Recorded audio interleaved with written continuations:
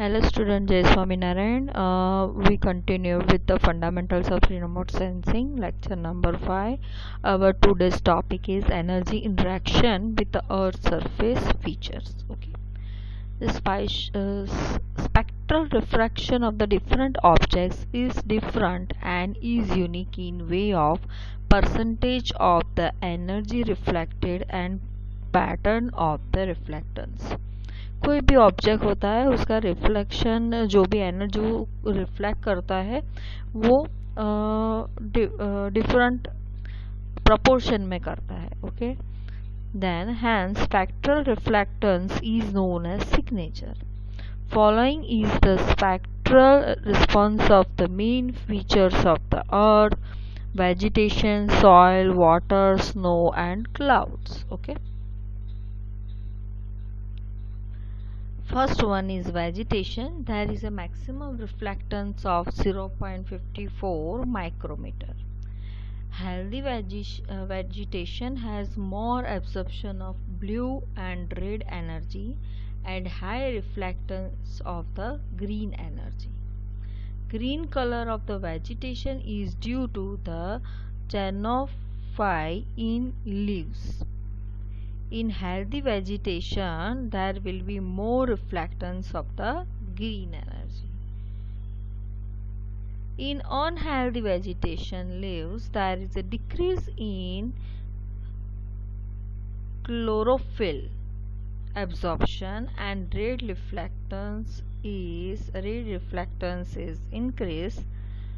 Unhealthy vegetation में क्या होगा, जो भी absorption है वो कम होगा. Okay, and red reflectance is increased. That means red reflectance है वो increase होगा. Different crops have different leaf structure and reflectance between 0.7 to 1.3 micrometer is due to leaf structure. So this range is used to differentiate the crops in the images. ये reflectance की वजह से क्या होगा, जो भी इमेजेस है क्रॉप की वो उसमें डिफरेंट इमेजेस उसकी आएगी due to this reflectance. Okay, energy more than 1.3 micrometer wavelength is absorbed by the water content in leaf. Energy 1.3 micrometer wavelength की जो भी है वो एब्सॉर्ब करता है क्या, वाटर, जो भी लीफ में वाटर कंटेंट रहता है वो एब्सॉर्ब करता है. Soil has almost zero transmittance of the energy. Energy is either reflected or absorbed by the soil. Reflectance increases with increase in wavelength. Reflectance from soil depends on the moisture content of the soils. Presence of moisture decreases the reflectance. That means moisture content है अंदर कोई भी leaf में कोई भी तो reflectance क्या होगा, डिक्रीज होगा. Coarse sandy soils are well drained, resulting the low moisture content and high reflectance. जिसमें भी moisture content कम होगा वहाँ पे reflectance ज़्यादा होगा. Poorly drained soil have low reflectance. Reflectance decreases with surface runoff. Again surface runoff जो भी है, surface roughness जो भी है, okay? तो उसकी वजह से भी क्या होगा, रिफ्लेक्टेंस कम होगा. Reflectance decreases with organic content. जो भी ऑर्गेनिक कंटेंट है उसकी वजह से भी क्या होगा, रिफ्लेक्टेंस डिक्रीज होगा. Reflectance decreases with presence of the iron oxide. Iron oxide presence होगा तो भी रिफ्लेक्टेंस कम होगा. Reflectance is low in dark color soil compared to light color soil. Okay, reflectance low होगा, डार्क कलर में reflectance low होगा और light colour के compare में यानी लाइट कलर में रिफ्लेक्टेंस ज़्यादा होगा. Then water. Clear water reflects less energy, turbid water reflects more energy. Clear water है क्या है, जो भी एनर्जी है मोस्ट ऑफ वो एब्जॉर्ब कर लेता है, इसकी वजह से क्या होता है वो रिफ्लेक्ट कम, वहाँ से जो भी एनर्जी रिफ्लेक्ट होती है वो कम होती है।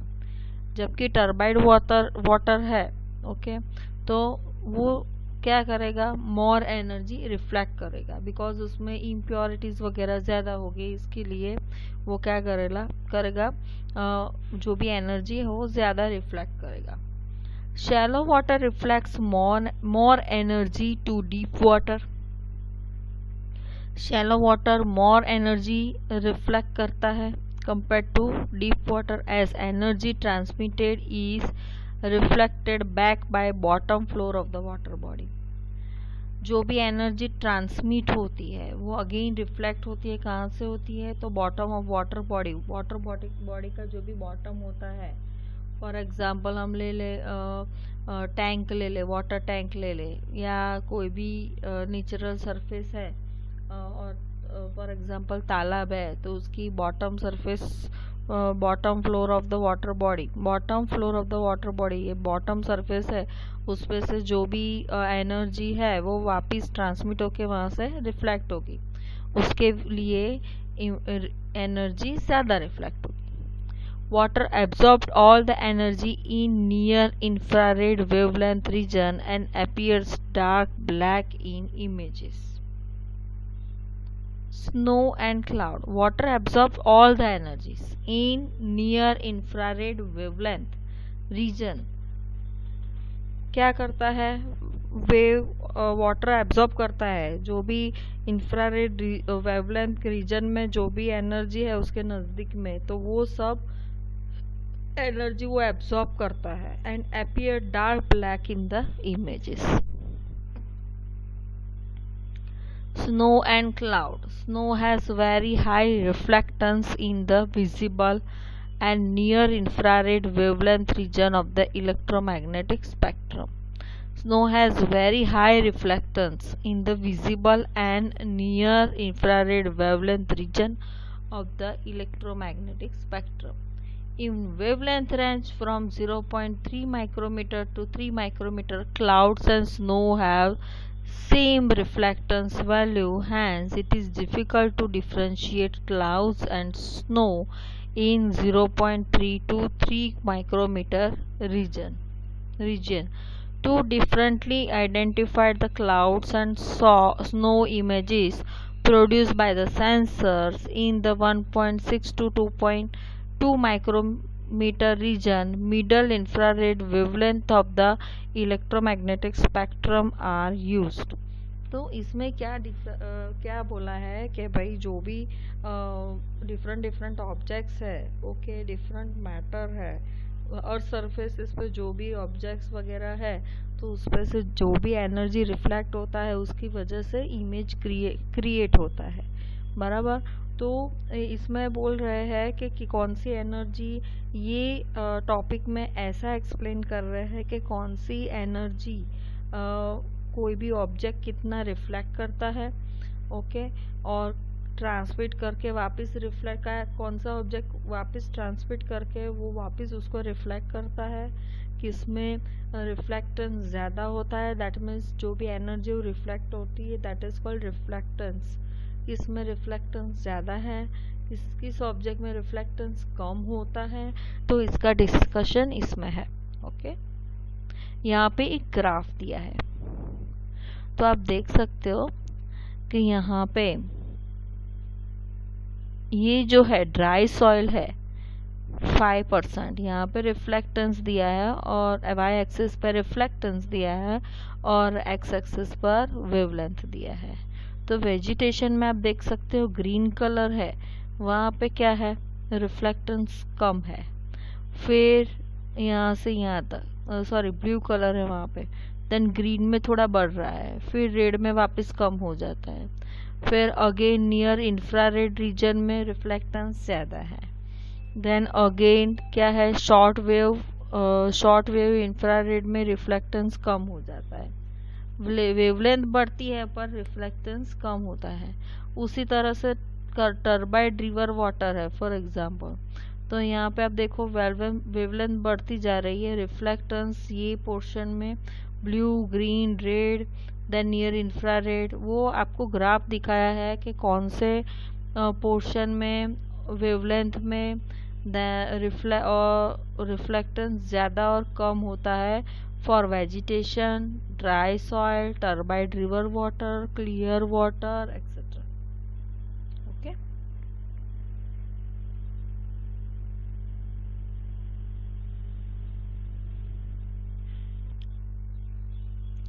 remote sensing platforms. The platforms means the device on which the camera or the sensors are mounted for viewing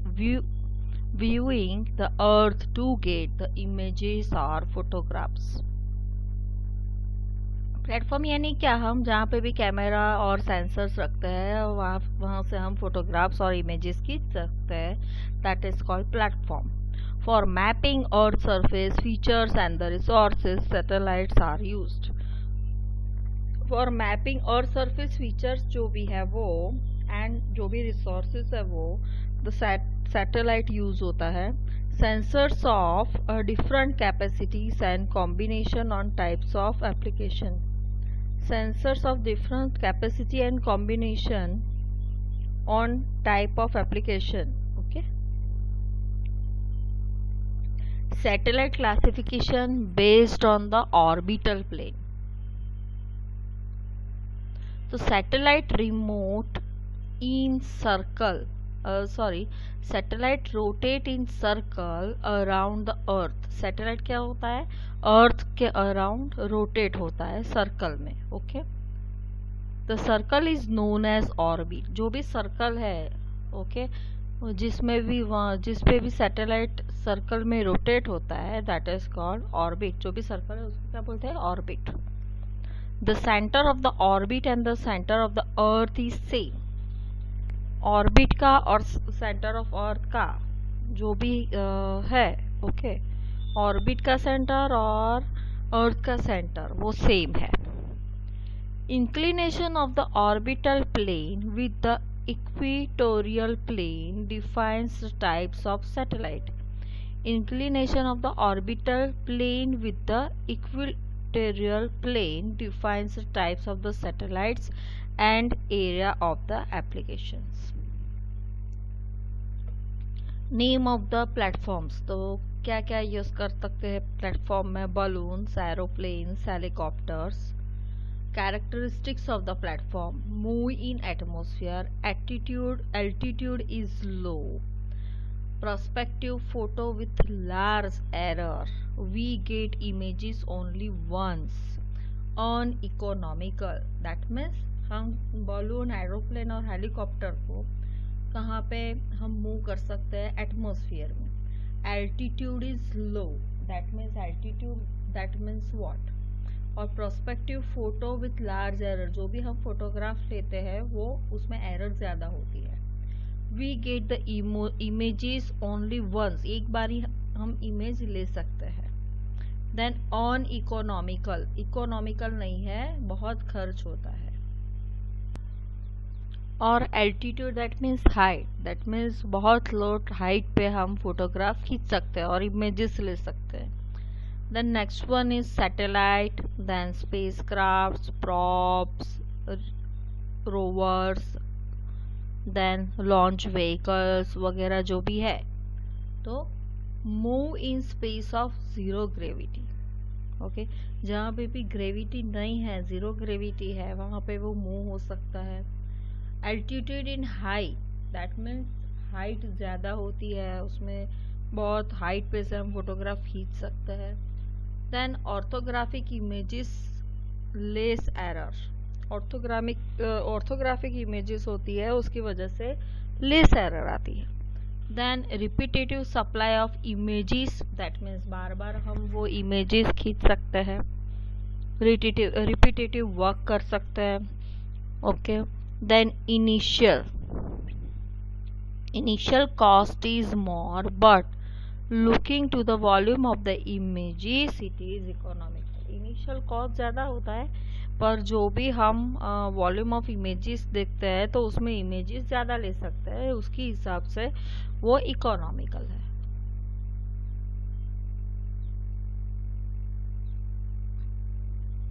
If inclination of the orbit less than 45 degree, then known as equatorial orbit satellite. If the inclination of the orbit more than 45 degree, then known as the polar orbit satellite.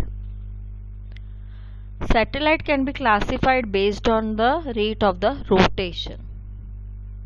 Okay कितना rate of rotation है, कितनी speed में घूमता है, okay उसके हिसाब से भी सैटेलाइट को क्लासिफाई कर सकते हैं। First one is Jio stationery satellite. This satellites have equatorial orbits, have same rate of rotation as of earth velocity and direction.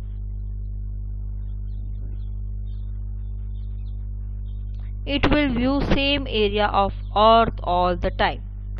Okay इसमें क्या है, जो भी एरिया कवर होता है वो हमेशा सेम होता है, कभी भी आप लो। This satellite have equatorial orbit. This satellite have altitude of about 3,06,000 kilometer from the center of the earth. This type of satellites may be used for the telecommunication or weather monitoring and forecasting. Okay, then next, sun synchronous.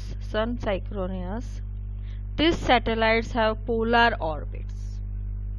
This type of satellites always face the area of the earth which is illuminated by the sun, that is, earth of the area exposed to the sun energy. Rotation of this satellite is same as rotation of the earth around the sun. This satellite will cross same altitude at same time every day. That means इसका altitude same ही रहता है every day, जो भी उसका movement है वो same ही रहता है, उसका हाइट से लैटिट्यूड जो भी है वो सेम ही रहता है। This satellites are at approximately 600 kilometre 2000 kilometre from the earth.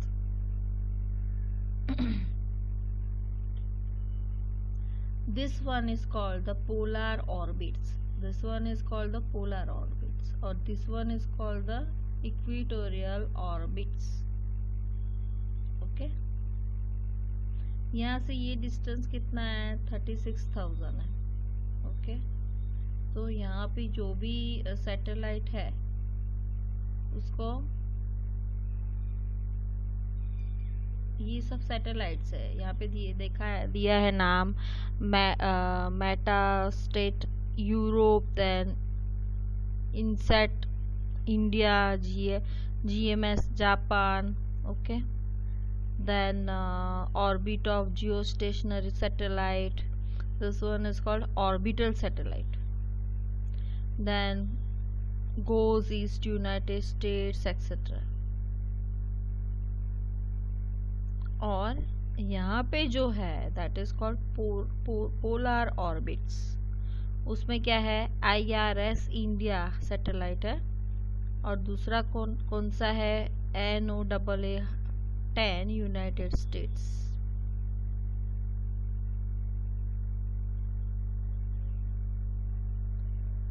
Okay thank you.